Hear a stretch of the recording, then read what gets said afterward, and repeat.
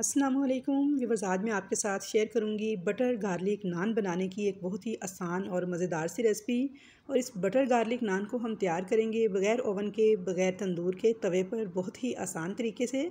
और बहुत ही मज़ेदार ये बटर गार्लिक नान बन के तैयार हुआ था।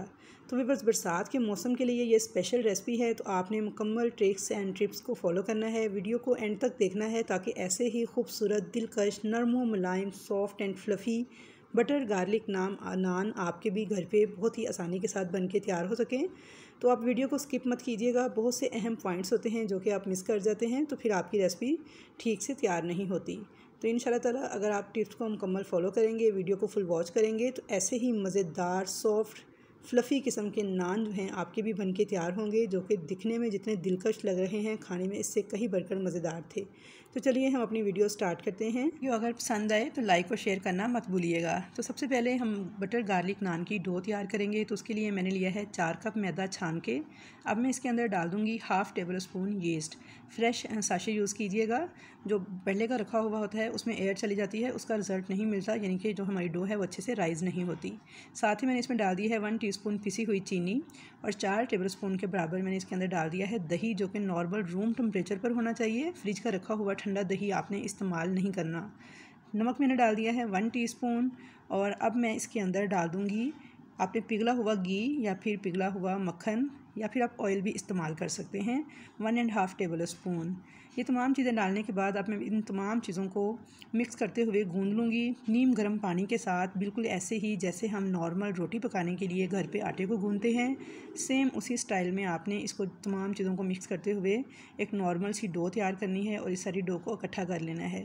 तो बस यहाँ पे जो आपको स्पेशली टिप मैं देना चाहूँगी वो ये कि आपने बहुत तेज़ गर्म पानी इस्तेमाल नहीं करना, सिर्फ हल्का सा गर्म पानी इस्तेमाल करना है। ज़्यादा तेज़ गर्म पानी इस्तेमाल करने से क्या होता है, ये जो हमारा यीस्ट है वो डेड हो जाता है, वो एक्टिवेट नहीं हो पाता। तो यही वजह है कि कुछ लोग कहते हैं हमारी नान की डो जो है वो अच्छे से फूलती नहीं है, अच्छे से राइज़ नहीं होती, कि जब आप बहुत तेज़ गर्म पानी के साथ उसको गूंदते हैं तो फिर उसका वो रिज़ल्ट नहीं मिलता। तो यहाँ पर देखिए, मैंने बिल्कुल हल्का सा नीम गर्म पानी लिया था, उसके साथ मैंने इस डो को इकट्ठा कर लिया है। अब मैं इसको थोड़ा सा स्ट्रेच करूँगी इस तरह से। आपने 4 से 5 मिनट तक ये स्टेप लाजमी फ़ॉलो करना है कि आपने इसको इस तरह से टैप एंड स्ट्रेच करते जाना है, यानी पटकना है। इससे क्या होता है कि हमारे आटे के अंदर लचक पैदा होती है, हमारा जो यीस्ट है डो के अंदर बहुत अच्छे से एक्टिवेट होता है और उसके अंदर से जब नान हम तैयार करते हैं तो यीस्ट की कोई स्मेल वगैरह बिल्कुल भी नहीं आती। तो ये देखिए, यहाँ पे मैंने इसे 4 से 5 मिनट अच्छी तरह से टैप एंड स्ट्रेच किया था, यानी पटक लिया था। अब मैं इसको गूंदना शुरू करूँगी तकरीबन 4 से 5 मिनट, बिल्कुल उसी स्टाइल में जैसे रोटी के लिए आटे को गूंदते हैं। तो यहाँ पे आप मेरे आटे की कंसिस्टेंसी देख सकते हैं कि ना तो बहुत ज़्यादा हार्ड है ना बहुत ज़्यादा पतली है, बिल्कुल नॉर्मल सी डो मैंने तैयार की है। तो यहाँ पे देखिए जी, 4 से 5 मिनट तक मैंने आटे को गूंद के बिल्कुल मुलायम कर लिया है। इसकी लुक देखें कितनी स्मूथ सी हो चुकी है। अब मैं एक बाउल को थोड़ा ऑयली करूँगी, उसके अंदर इस आटे को एक पेड़े की शक्ल में रख दूँगी। थोड़ा सा ऑयल मैं इसके ऊपर लगाकर इसको मैं प्लास्टिक रैप के साथ कवर कर दूँगी। आप चाहें तो किसी एयर टाइट बॉक्स के अंदर भी इसको डाल के रख सकते हैं।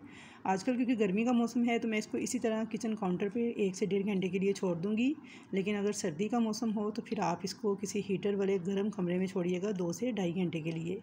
तो यहाँ पे जब तक हमारी डो राइज़ हो रही है, हम इसके लिए कुछ मज़ीद स्टेप्स जो हैं वो रेडी कर लेते हैं। तो यहाँ पे मैं ले रही हूँ 1 अदद अंडे की जर्दी। सिर्फ आपने अंडे की जर्दी इस्तेमाल करनी है, सफ़ेदी मैंने अलग कर दी थी।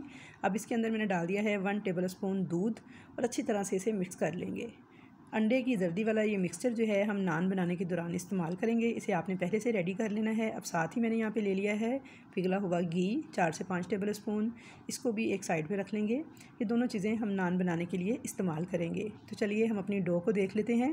तो यहाँ पर डो को पड़े हुए 1.5 घंटा गुजर चुका है। मैंने इसे किचन काउंटर पर ही छोड़ दिया था और मैं आपको नीचे से बाउल दिखा रही हूँ। आप देख सकते हैं इसके अंदर कितना ज़बरदस्त किस्म का जाल बन चुका है और ये बहुत अच्छे से राइज़ हो चुकी है, बहुत अच्छे से डो हमारी फूल के डबल हो गई है। बॉल देखें भर चुका है।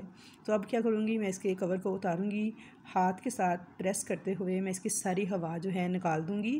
तो व्यूअर्स, जितनी ज़बरदस्त किस्म की आपकी डो राइज़ होगी, जितनी अच्छी डो बन के तैयार होगी, जाल देखें जैसे आपको नज़र आ रहा है डो के अंदर बना हुआ, तो बिल्कुल ऐसे ही आपके नान भी बहुत सॉफ्ट, बहुत फ्लफ़ी और मुलायम किस्म के बन के तैयार होंगे। तो इसलिए नान के बेहतरीन बनाने के लिए आपको डो को बेहतरीन बनाना बहुत ज़रूरी है। अब यहाँ पे मैंने डो को 1 से 2 मिनट मज़ीद गूंद लिया था और यहाँ पे इसको गूंदने का मकसद सिर्फ यही था कि इसकी सारी हवा निकल जाए और ये अच्छे से सेट हो जाए। अब यहाँ पे मैंने इसे एक पेड़े की सूरत में निकाल लिया था किचन काउंटर पे और इसके 4 बराबर हिस्सों में इसको मैंने डिवाइड कर लिया था, यानी कि हमारे आधा किलो मैदे से 4 बड़े साइज़ के बेहतरीन किस्म के बटर गार्लिक नान बन के तैयार होंगे। अब हर पोर्शन को उठा के बिल्कुल रोटी के स्टाइल में एक पेड़ा तैयार कर लूँगी मैं, और इन पेड़ों को मैं एक डिश में रख के इनको कवर कर दूँगी ताकि इनके ऊपर खुश्की सिकरी वगैरह ना आए, और इनको 15 से 20 मिनट के लिए रेस्ट दूँगी ताकि ये दोबारा से राइज़ हो सकें। तो व्यूअर्स, यहाँ पे आपने इनको रेस्ट ज़रूर देनी है, फ़ौरन से आपने नान बनाना स्टार्ट नहीं कर देना, वरना आपके नान जो हैं वो सॉफ्ट एंड फ्लफ़ी नहीं बनेंगे। तो इसको कवर कर देना है और 15 से 20 मिनट के लिए इसको रेस्ट पे रखेंगे ताकि इनके ऊपर खुश्की या सिकरी वगैरह ना आए, तो इसलिए कवर करके फिर इनको रेस्ट दीजिएगा।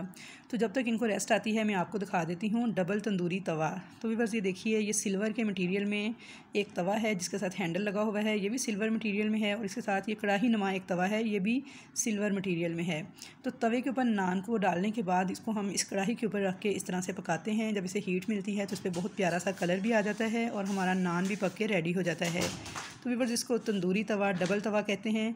पेशावरी रोटियां जो हैं अक्सर इसी तवे पे घर में तैयार की जाती हैं। तो मैंने ये ऑनलाइन ऑर्डर किया था और ऑनलाइन ही मंगवाया है। इसका मटेरियल जो है सिल्वर में है और ये बहुत ज़्यादा हैवी नहीं है, बस नॉर्मल है। इसकी थिकनेस जो है तो मुझे बहरहाल पसंद आया है क्योंकि इसके ऊपर नान बहुत बेहतरीन बन के तैयार हुए थे। तो चलिए मैं आपको दिखाती हूँ कि इस पर कैसे नान बनाते हैं। तो यहाँ पे देखिए 20 मिनट हो गए थे पेड़ों को रेस्ट दिए हुए, और देखिए माशाल्लाह से ये फूल के काफ़ी बड़े हो चुके हैं। अब इसमें से मैं एक अदद पेड़ा लूँगी। थोड़ा सा मैंने काउंटर पे मैदा डस्ट किया है, उसके ऊपर रख के मैं इसे पहले हाथ के साथ फैला लूँगी। तो यहाँ पे मैंने देखिए हाथ के साथ इसे फैला लिया है और ये इजीली फैलता जा रहा है क्योंकि हमारा जो डो है बहुत ज़बरदस्त किस्म की राइस हुई थी।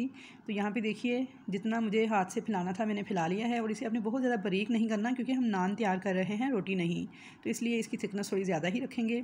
तो यहाँ पे देखिए मुनासिब साइज़ का जो नान था उसे मैंने फैला लिया था हाथ की मदद से। अब मैं इसके ऊपर डालूँगी गार्लिक, जो कि मैंने इस तरह से बारीक क्रश करके लिया है। तो आप अपनी मर्ज़ी के मुताबिक जो गार्लिक है कम ज़्यादा लगा सकते हैं, यानी बारीक कटा हुआ लहसुन है ये मेरे पास, और ये मैं इस तरह से इसके ऊपर अच्छी तरह से मैंने स्प्रिंकल कर दिया है।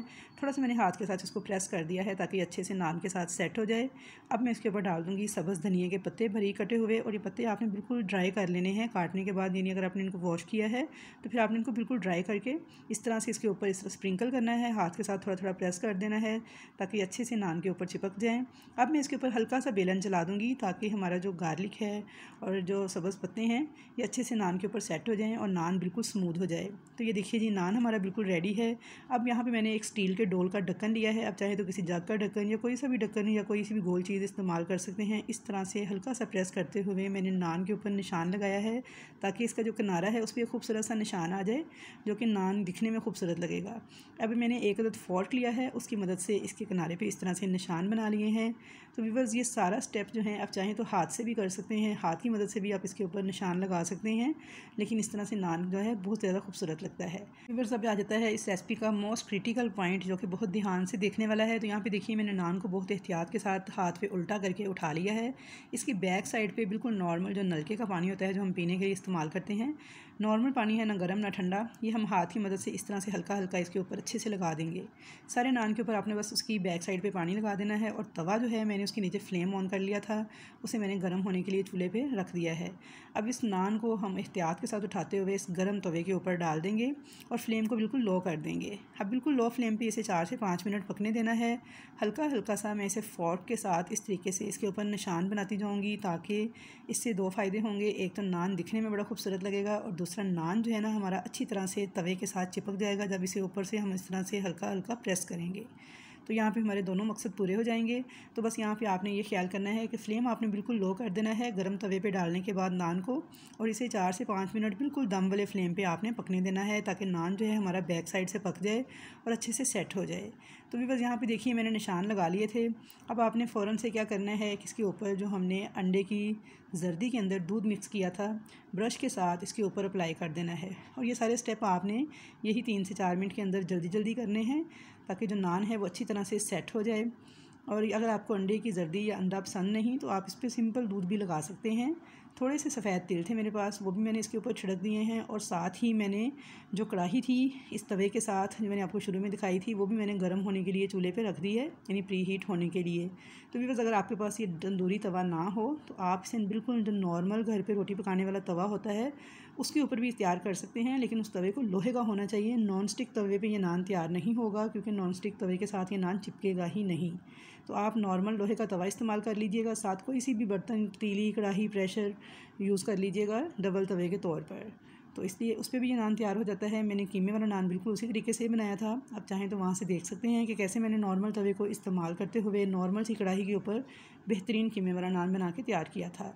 लिंक मैं डिस्क्रिप्शन में डाल दूँगी, आप वो भी वीडियो चेक कर सकते हैं। यहाँ पे देखिए 4 से 5 मिनट के बाद नान जो है हमारा वो राइस होना स्टार्ट हो गया है। ये देखिए बहुत अच्छे से सेट हो चुका है और ऊपर से बिल्कुल ड्राई सा दिखने लगे है। अब मैं इसे इस कढ़ाई के ऊपर तवे को उल्टा कर दूँगी ऐसे। और आपने ये ख्याल करना है कि ये कढ़ाई भी मेरी गर्म ही थी, मैंने तवे के साथ ही इस कढ़ाई को भी गर्म होने के लिए चूल्हे पे रख दिया था। अब मैं फ्लेम को कर दूंगी मीडियम टू हाई। जब आपने तवे को उल्टा करना है तो फ्लेम को मीडियम टू हाई रखना है और साथ साथ इसको चेक करते जाना है। तो यहाँ पे देखिए मैंने इसे 2 से 3 मिनट के बाद चेक किया है, तो अभी इस पर कलर नहीं आया। 2 से 3 मिनट मज़ीद पका लेते हैं। तो यहाँ पे देखिए 2 से 3 मिनट के बाद मैंने इसे मज़ीद चेक किया है तो हल्का हल्का कलर आना स्टार्ट हो चुका है। थोड़ी देर से और पकाएंगे, यानी आपने इसे दरमियान दरमियान में खोल के चेक करते रहना है। तो यहाँ पे देखिए तकरीबन 5 से 6 मिनट हो गए थे। तो देखिए बेहतरीन किस्म का कलर आ चुका है हमारे नान पे और कितना खूबसूरत बन के तैयार हुआ है व्यूअर्स कि दिखते ही मुँह में पानी आ रहा है। इतना खूबसूरत देखने में लग रहा है, तो खाने में इससे कहीं बढ़कर जायकेदार ये नान तैयार हुआ था। और यकीन कीजिए व्यूअर्स जब इसे हीट मिलती है तो ये जो हमने ऊपर गार्लिक लगाया था ये भी बड़ा सॉफ्ट सा होकर बहुत ही क्रिस्पी सा हो जाता है, रोस्ट हो जाता है और बहुत ही मज़े का लगता है इस नान के साथ। तो यहाँ पे अब मैं नान को उतार लूँगी एक फ़्लैट चम्मच की मदद से। इस तरह से खुरचते हुए मैं नान को उतार लूँगी तवे से। तो अब इसके ऊपर मैं लगा दूँगी थोड़ा सा मक्खन। तो व्यूअर्स आप चाहें तो ऑयल या घी भी इस्तेमाल कर सकते हैं, लेकिन अगर बटर लगाएंगे तो इस बटर गार्लिक नान का मज़ा दुबाला हो जाएगा। तो आई होप व्यूअर्स कि आपको मेरी आज की ये रेसिपी ज़रूर पसंद आएगी। अगर आपको ये वीडियो अच्छी लग रही है तो प्लीज़ इसे लाइक कीजिए, शेयर कीजिए, चैनल पर नए हैं तो सब्सक्राइब कीजिएगा। अब मैं आपको तोड़ के दिखा देती हूँ कि ये कितना सॉफ्ट और कितना मज़ेदार नान बन के तैयार हुआ है। तो यहाँ पर आप देख सकते हैं व्यूअर्स कि कितना सॉफ्ट है ये, और ये देखिए अंदर से बिल्कुल पका हुआ फ्लफ़ी किस्म का इसके अंदर जाल बना हुआ है। तो आई होप व्यूअर्स कि आपको मेरी आज की ये रेसिपी ज़रूर पसंद आएगी। रेसिपी पसंद आए तो कमेंट्स बॉक्स में अपना फ़ीडबैक देना मत भूलिएगा। चैनल पर नए हैं तो सब्सक्राइब कीजिएगा। तो इंशाल्लाह ताला मुलाकात होगी आपके साथ अच्छी अच्छी नई नई रेसिपीज़ के साथ। तब तक के लिए मुझे दीजिए इजाज़त। अल्लाह हाफिज़।